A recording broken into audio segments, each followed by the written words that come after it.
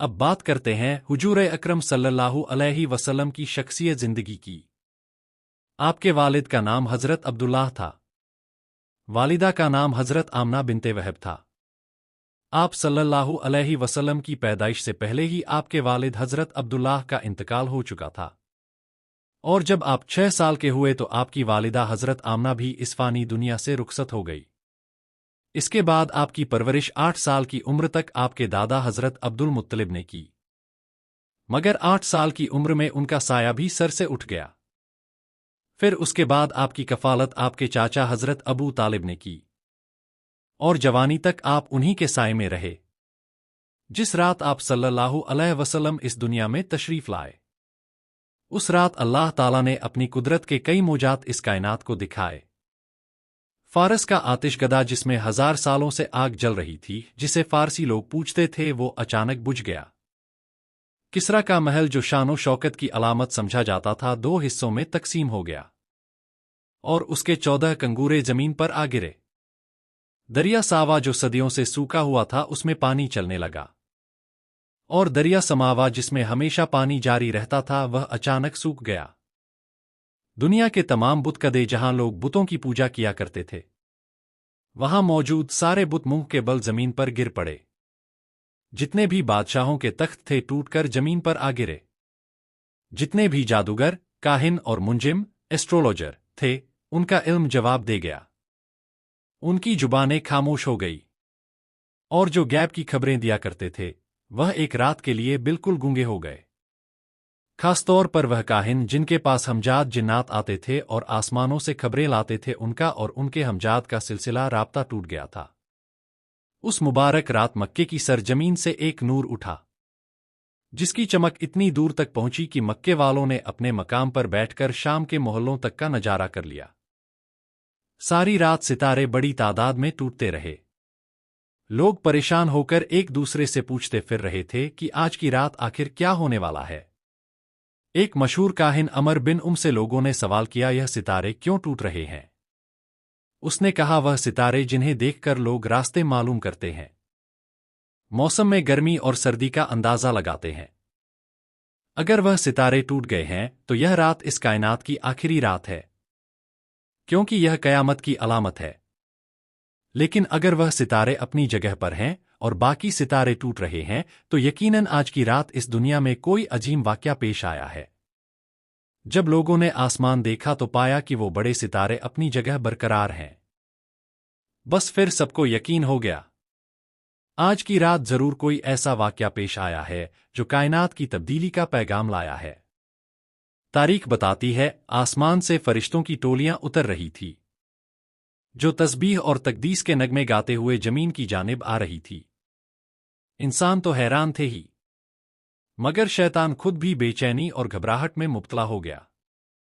اس نے اپنے چیلوں کو جمع کیا اور کہا، جاؤ پوری دنیا کا چکر لگاؤ اور پتہ لگاؤ کہ ماجرا کیا ہے۔ شیطان کے چیلے ساری دنیا کا چکر لگا کر صبح کے وقت ناکام لوٹ آئے، اور بولے، ہمیں کچھ بھی سمجھ نہیں آیا، یہ رات قیامت جیسی لگی۔ اب شیطان خود نکلا اور فیصلہ کیا، اب مجھے خود ہی دیکھنا پڑے گا کہ آخر مسئلہ کیا ہے، دیکھتا ہوں فرشتوں میں کیا بات چل رہی ہے۔ اس وقت شیطان کو 4تھے آسمان تک رسائی حاصل تھی، مگر آج تو حالات ہی بدلے ہوئے تھے۔ پہلے آسمان پر ہی فرشتوں نے اسے روک لیا، اور آگ برسانے والے ہتھیاروں سے اس کا پیچھا کیا اور اسے وہاں سے بھگا دیا۔ شیطان نیچے اترا اور زمین کی سیر کے لیے نکلا۔ اس نے کوشش کی کہ حرم کی مقدس سرزمین میں داخل ہو، مگر وہاں بھی فرشتوں نے اس کا راستہ روک دیا۔ اب وہ مکے کی پچھلے حصے کی جانب نکلا، جہاں جبل نور ہے اور جہاں غار ہرا موجود ہے، وہی مقام جہاں بعد میں حضور صلی اللہ علیہ وسلم پر پہلی وحی نازل ہوئی تھی۔ شیطان نے ایک نئی چال چلی، اپنے آپ کو ایک چھوٹی سی پرندہ چڑیا کی صورت میں تبدیل کر لیا تاکہ حرم میں داخل ہو سکے۔ مگر جیسے ہی وہ حرم کے اندر داخل ہونے کی کوشش کرنے لگا، حضرت جبریل علیہ السلام نے اسے فوراً پہچان لیا اور شدت کے ساتھ اسے وہاں سے بھگا دیا۔ शैतान ने हजरत जिब्रील से पूछा, ए जिब्रील, आखिर आज ऐसा क्या वाकया पेश आया है कि मुझे आसमानों में जाने से रोक दिया गया और अब तो चिड़िया की शक्ल में भी हरम में दाखिल नहीं होने दिया जा रहा। हजरत जिब्रील अलैहिस्सलाम ने मुस्कुराकर जवाब दिया, आज की रात बहुत ही मुकद्दस है। आज सरकार दो आलम हुजूर मोहम्मद सल्लल्लाहु अलैहि वसल्लम की विलादत की रात है। आज उस नूर मुजस्सम की तशरीफ आवरी होने वाली है और इसलिए तुझे इन मुकामात में दाखिल होने से रोका गया है। शैतान ने कांपती हुई आवाज में पूछा, तो क्या इस बच्चे पर मेरा कोई बस चलेगा या नहीं? क्या मैं इसे बहका सकूंगा? हजरत जिब्रील ने साफ कहा, इस नूर पर तेरा कोई जोर नहीं चलेगा। शैतान ने फिर पूछा, तो क्या इसके कलमा पढ़ने वालों पर मेरा असर होगा? क्या मैं उन्हें गुमराह कर सकूंगा? हजरत जिब्रील अलैहिस्सलाम ने कहा, नबी तो नबी, उनके सच्चे उम्मती पर भी तेरा जोर नहीं चलेगा जब तक उसके दिल में दुनिया की मोहब्बत ना समा जाए। अगर दुनिया की मोहब्बत घर कर गई तो वो तेरा गुलाम बन जाएगा।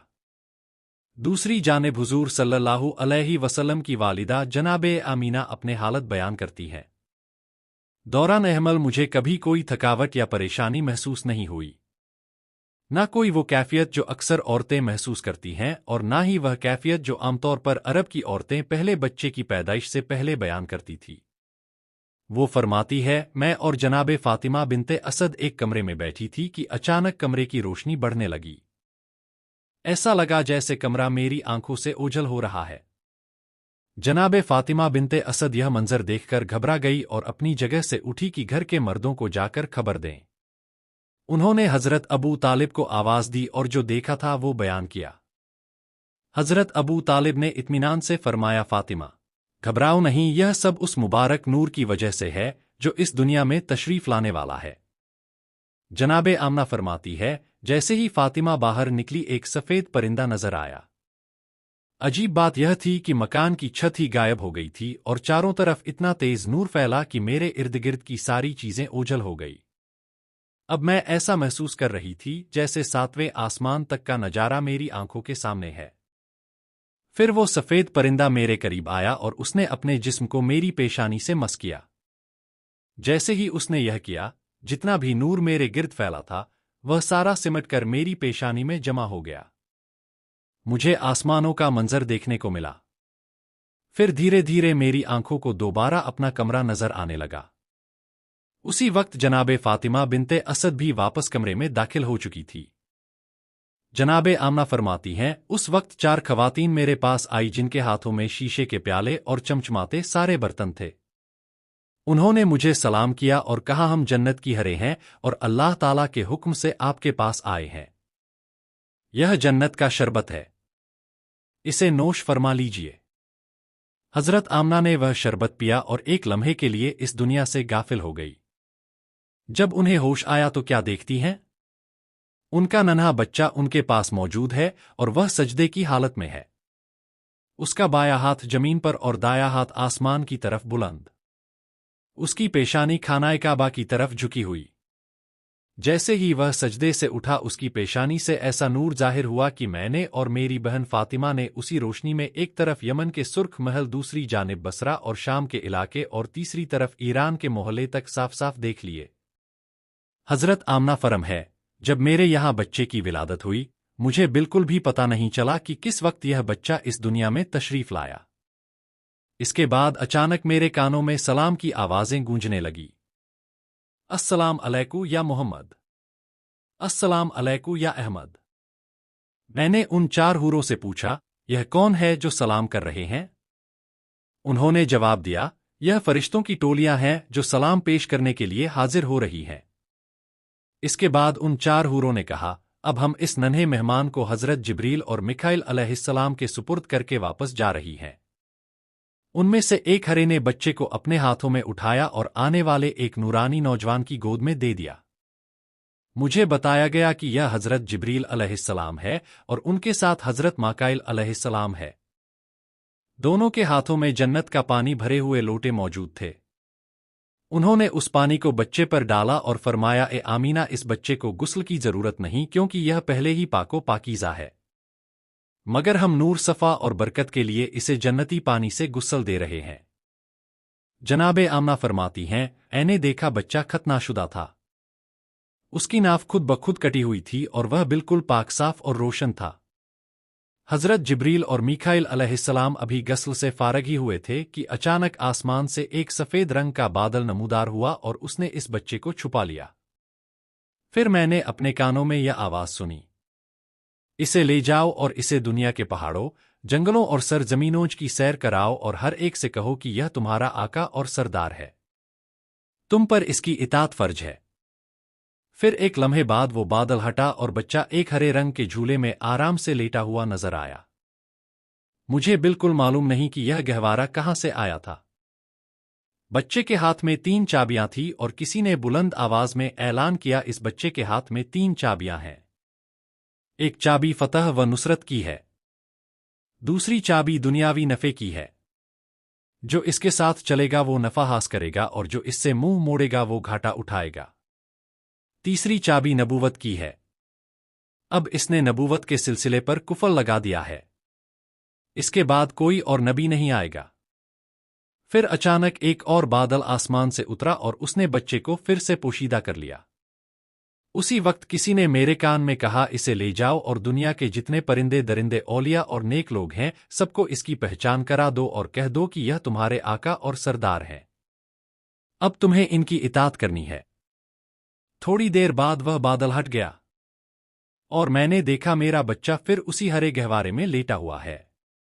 अब उसके सरहाने 3 शख्स खड़े थे। एक के हाथ में शीशे से बनी हुई सराही, दूसरे के हाथ में मोती से जड़ा हुआ चौकोर तस्तर और तीसरे के हाथ में एक सफेद रुमाल था। उसी वक्त मेरी निगाह अपने बच्चे की तरफ गई तो मैंने देखा कि बच्चे के दूसरे हाथ में भी एक सफेद रुमाल था, यानी एक हाथ में 3 चाबियां और दूसरे में रुमाल। फिर कोई कह रहा था, अब यह दुनिया इस बच्चे के कब्जे में है, यह जिसे चाहे दुनिया से महरूम कर दे। फिर वह तीनों शख्स आगे बढ़े और मोती वाला तस्तर बच्चे को पेश किया और कहा, इसमें से जिस हिस्से को चाहे पकड़ ले। बच्चे ने तस्तर के बीचों बीच हाथ डाला, जो कि एक आम बच्चे की फितरत के खिलाफ था, क्योंकि चारों तरफ चमकते सफेद मोती लगे हुए थे और बीच वाला हिस्सा खाली था। तभी किसी ने पुकारा, इसने दुनिया में से खाना काबा का इंतखाब कर लिया है। फिर बच्चे को उसी तस्तर में बिठाया गया और उनमें से एक ने हजरत जिब्रील अलैहिस्सलाम के लाए हुए जन्नती पानी से उसे दोबारा नहलाया। इसके बाद तीसरे शख्स ने वह सफेद रुमाल खोला जिसमें से एक अंगूठी निकली। उन्होंने उस अंगूठी को बच्चे के दोनों कंधों के बीच रखा और नरमी से दबाया। जब अंगूठी हटाई गई तो वहां मोहरे नबूवत रोशन व साफ हो चुकी थी। उसी वक्त पुकारने वाले ने ऐलान किया, यह रिजवान जन्नत है जो इस वक्त रसूल को गुस्ल देने के लिए तशरीफ लाए थे। फिर अचानक वो तीनों शख्स मकान से गायब हो गए। जनाबे आमना फरमाती हैं, जब मेरे कमरे में यह सारे मुजात पेश आ रहे थे उसी वक्त मक्के की सरजमीन पर भी कुछ अजीब ओ गरीब वाक़यात पेश आए। सुबह का वक्त था। मक्के के काफिर अपने घरों में आराम फरमा रहे थे कि अल्लाह ताला के हुक्म से जन्नत से 4 झंडे इस दुनिया की जानिब भेजे गए। पहला झंडा कोहे काफ पर लगाया गया, दूसरा झंडा कोहे अबू कुबस पर, तीसरा झंडा खानाए काबा की छत पर लगाया गया और चौथा झंडा बैतुल मुकद्दस पर। हजरत जिब्रील अलैहिस्सलाम उस वक्त जन्नत से एक कंदील, एक शमादान और एक झालर लेकर आए और उसको खानाए काबा के दरवाजे पर लटका दिया गया। इसके अलावा अल्लाह ताला की जानिब से याकूत सुर्ख से बना हुआ एक खैमा हजरत अब्दुल मुत्तलिब की खिदमत में भेजा गया। यानी कि आज की रात मक्का की जीनत और सजावट की रात थी। मक्का को सजाया जा रहा था। हर तरफ नूर, रोशनी और बरकत की बहार थी। सुबह के वक्त जब मक्के वाले जागे तो हैरान रह गए कि रात तो हमने आसमान पर अजीब अजीब मंजर देखे थे, मगर अब तो हमारे अपने शहर में कुछ और ही नजारा है। चारों तरफ कंदीलें, रोशनी और फजा में एक अजीब सुकून और खुशबू थी। मगर मक्का के सरदारों के दिल में हसद और जलन की आग भड़क उठी। उनके दिल में यह सवाल उठ रहा था कि हर इनाम, हर नेमत आखिर अब्दुल मुत्तलिब ही को क्यों मिल रही है। और इस तरह जो दुश्मनी जमजम के कुआं खोदने से शुरू हुई थी वह और भी तेज हो गई। रात के खत्म होते ही जब हुजूर सल्लल्लाहु अलैहि वसल्लम की विलादत मुकम्मल हो चुकी थी तो सारा मक्का नूर से जगमगा रहा था। हजरत अब्दुल मुत्तलिब अपने घर में बैठकर इस इंतजार में थे कि अब मेरी बहू आमीना की तरफ से क्या पैगाम आता है। दूसरी तरफ सारा मक्का खाना ए काबा के बाहर जमा था। एक यहूदी आलिम बेचैनी और बेकरारी के आलम में काबा के बाहर टहल रहा था और हर शख्स से सवाल कर रहा था, क्या कल रात तुम्हारे घर में कोई बच्चा पैदा हुआ? लोग उसे दीवाना समझ रहे थे कि आखिर इस सवाल का क्या मतलब है।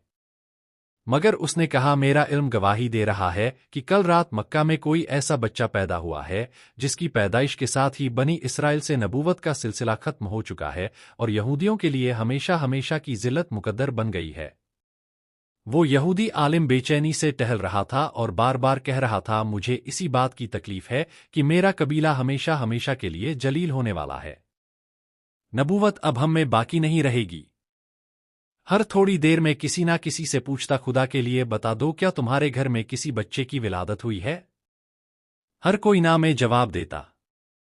आखिरकार वो कहता है, कहीं कोई बाकी तो नहीं रह गया जो अब तक यहां नहीं आया? लोगों ने जवाब दिया, इंतजार करो, अभी मक्का के सरदार हजरत अब्दुल मुत्तलिब तशरीफ लाने वाले हैं। बाकी सब तो आ चुके हैं। जब उसे पता चला कि हजरत अब्दुल मुत्तलिब के यहाँ पोते की पैदाइश हुई है तो वह बेचैन हो गया और हजरत अब्दुल मुत्तलिब से कहा, मैं बस एक बार उस बच्चे की जियारत करना चाहता हूँ ताकि जिस मकसद के लिए मैं इतने महीनों से मक्का में कयाम किए हुए हूँ वो पूरा हो सके और मुझे यकीन हो जाए कि वाकई वो वही बच्चा है या नहीं। हजरत अब्दुल मुत्तलिब ने उसकी बेचैनी को देखते हुए रसूल अकरम सल्लल्लाहु अलैहि वसल्लम को गहवारे में उठाकर उस आलिम के सामने लाया।